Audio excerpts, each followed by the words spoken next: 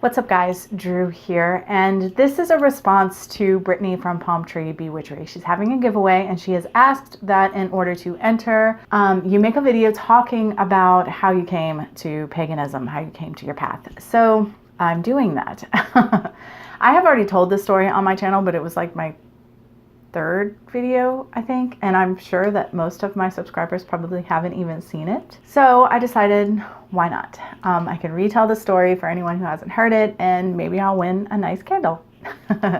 So here we go. How did I come to my path? Okay, I've said this on many videos. I was not raised to believe anything. I was free to do whatever I wanted to do. And I remember I went to church with a babysitter when I was 4. I went to church with friends when I was in the 5th grade. And again, as I got older in high school, I went to church with friends, and I did a lot of things sort of seeking, because I have never for one second felt alone in my entire life. And I always knew there was something. And so I was trying to sort of feel that out, I guess. I don't really know. It wasn't really a thing until I was in my early 20s. I would say from the time I was 20, I started to feel a calling, and that's the only way I can describe it. I felt as if I was being called to something, and it would grow in intensity to the point where it was almost maddening. I would cry about it. Like I knew I was being called to something and I couldn't figure out what it was, and it was so frustrating. And before it got to that point, like it got to a sort of maddening point. It wasn't quite that bad. When I was 22, 23, I laid in my bed one night and I just said, all right, I said, just, whatever it is I'm supposed to do, whatever my gift is, show me, I'm ready. And all of a sudden my room was filled with I described them as people-shaped clouds. All I could see was it just everywhere, like you were in Grand Central Station, all over, everywhere. And I freaked out, and it's a whole thing. My boyfriend at the time was there. I woke him up and I was like, something is wrong with my eyes. I'm like, what do you see in the room? And he's like, nothing. And so finally, after freaking out for several minutes, I just closed my eyes and I was like, I was wrong, I'm not ready, I'm sorry. And when I opened my eyes, it was all gone. And I immediately regretted it. The next day, I regretted it. And I kept saying, I'm sorry, I was a chicken, blah, blah, blah. And it didn't matter. A year passes before the next thing kind of happens. Again, this feeling is growing and growing.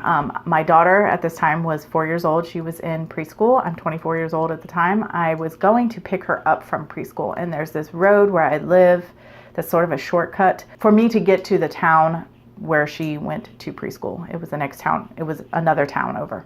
And this road is a very windy road, and it's a road which there'll be stretches of it that are populated with houses and stretches of it that are just the Croatan forest. And so as I was driving down this road at 45 miles an hour, and I was just coming out of the first stretch of houses into the first stretch of forest, just in front of me, a bird landed in the middle of the road.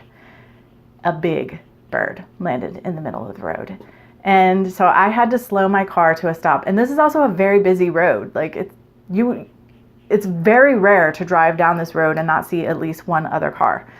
And so this giant bird is sitting in the middle of the road. At the time I wasn't sure what it was at all. It was a big brown bird. It was huge.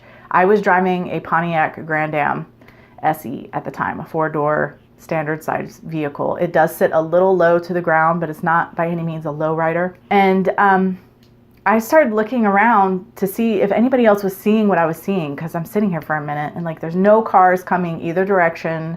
Nobody's out in their yard because there's houses just behind me. And finally, this is totally my character. I just said, what do you want? Speaking to the bird sitting outside, because I inched my car up as close as I could to this bird and still see the bird over the hood of my car. I was looking at the bird over the hood of my car. We were making eye contact. And I immediately got this energetic response, if you will, of you'll go when I want you to go. You'll go when I'm ready for you to go. And I was just like, okay. So I'm just sitting here looking at this bird, and this bird's looking at me. And then after a minute, he opened his wings, and his wingspan was as big as the hood of my fucking car. And my jaw is probably open at the moment, and he takes his wings and he powerfully, just one stroke, and with that lands in the top of a 14-foot tree, big ass pine trees, the Croatan National Forest, and the whole tree bends, it bows under his weight, and like, doo-doo, and again, I'm like, did anybody else see this shit? And finally my brain kicks in and it's like, you need to go pick up your little girl. So I just went about my business and I kind of just filed it in what I call the X-Files. I just put it in the back of my brain and just went on about my life. And a little while later, it was probably a couple months later, I was talking to my mother about it actually. And we have an illustrated dictionary of birds, basically. And so I looked for a picture of what I saw and I found it. And so I looked at all the information about it. It was a golden eagle. They do live where I live, and they do get, like, they can get up to 3 foot tall, maybe a little bigger. Like, that's the high end of their range, but like, they can get massive. And so, a 3-foot bird is going to have like a 6-foot wingspan. So at the time, I didn't understand what that meant at all. It took years before I figured out what was happening there. But so let's see, that would have been I was pregnant with my son. So that would have been in 2002. Jump ahead to 2006. December 24th, 2006, my son's 4th birthday, I got sick. And the first thing that happened was I thought I had appendicitis, but it was on the wrong side, actually. Severe pain in my side, horrible pain in my side. And that was just all it was on Christmas Eve. And then on Christmas, I woke up just ill. So ill, so sick, just felt terrible. And this went on for a couple weeks before I ended up going to the emergency room because I was so bad off and I was in severe pain. My ears were, it's like I had I have a sinus issue anyway, and like my ears don't clear properly. Like when I fly, I get deaf for a little while, or if I go up into the mountains, I'll get deaf for a little while because I become hard of hearing because the pressure just builds and there's no release for quite some time.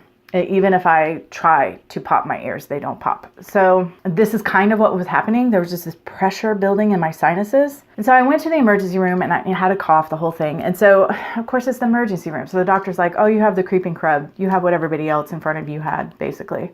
Here, take some Sudafed, and because you're in so much pain, I'm going to give you some, I think it was Vicodin, a very low dose, because pain medication makes me vomit. Like I'm not good with drugs. I'm a lightweight. I don't do well with drugs. I think it was like the lowest dose you can get. At any rate, went home and I took the Vicodin, and I'm taking the Sudafed, and I'm taking Contact, and I'm taking all this over-the-counter stuff because supposedly I just have the creeping crud. I don't remember a lot. I really genuinely don't remember a lot after going to the doctor. I was not able to actually get up out of bed and like move around like a human being, do real people things until mid-February. And then I would get winded and I would cough a lot and I was just exhausted just from, walking downstairs. In mid-February, I would walk down the stairs, go sit on the back porch and just stare, because I had cabin fever. I would just stare out into the backyard. I didn't live where I do now. That would exhaust me. So during the illness, like I said, I don't really remember much. I did hear drumming a lot. I would hear drumming off in the distance. I would hear like children playing and giggling that were not my children. And I would hear owls hooting, and I would smell ginger and mint all the time, constantly smelling ginger and mint. And my husband is telling me none of these things are happening. I'm like, yes, they are. I had weird dreams. And it was typically of the nature of people coming to me and saying to me, you are one of us, and me not believing them and trying to run away from them. It was different scenarios, same situation. So there was a lot of that. When I did finally get up out of the bed and I would sit and stare off into space, into the backyard, there was actually this the biggest pine tree I've ever seen. Just a regular old pine tree, but I cannot get my arms around her. I had put a picture of her up in the original video, A Peek Into My Path. I'm not going to bother with this one, but huge pine tree. And I would just stare at her. And I started having all of these epiphanies. And somehow I realized that she was giving me information, that I was getting this information through the tree, from the tree. Because she was this enormous tree, I wanted to call her Grandmother Pine. But I could always feel the resistance. She was like, no. So finally, I asked my mother about the age of the tree, because I was staying with my parents at the time. She told me that when they built the house, it was a sapling. So basically the tree is the same age as me, or just about. So of course, me calling this tree Grandmother Pine is insulting. We're the same age. So I started calling, I'm going to call you Sister Pine. And she was cool. But I understood that I was talking to this tree. We were having this dialogue. And the other trees in the yard, they would, like, one of them yelled its name at me. Like, they talked, I could hear them. It's not like the regular communication between human beings. The communication between a human and a plant is very different. But trees, in particular, in my experience, are it's a stronger, it's a much stronger direct communication than with a lot of plants. With plants, in my experience, it tends to be more subtle. At any rate, okay, fine. I'm crazy. Something is wrong with me. Literally, I'm looking into all forms of mental illness. Oh, by the by, I had viral pneumonia. That's what was wrong with me. My mother was sure that I came very close to death. And because I can't remember most of what happened, most of the 2-month period that I was ill, nearly 2 months. Well, I mean, I was sick for 2 months. My birthday is at the end of February, and I was still recovering then. Had no medical care or assistance.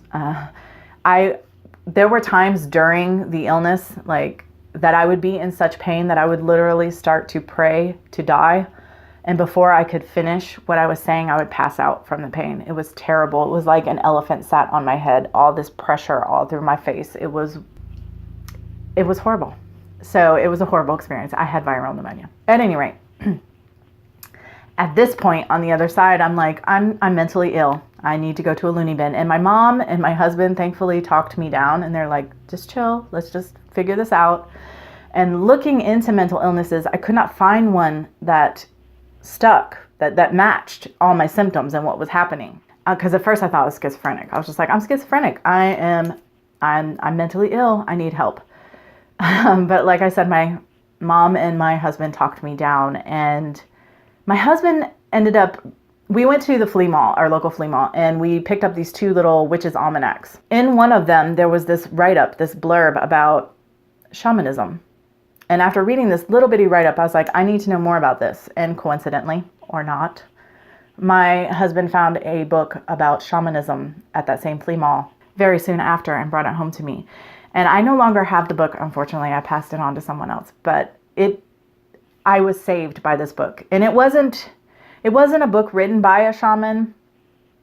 It was actually an anthropologist. He chronicled going all over the world, looking at shamanism in all different cultures and what that looked like and how it manifested. And by reading the way that it manifested, at least, okay, so there's ways to be initiated. You know, your grandmother or grandfather, same gender, usually passes it down.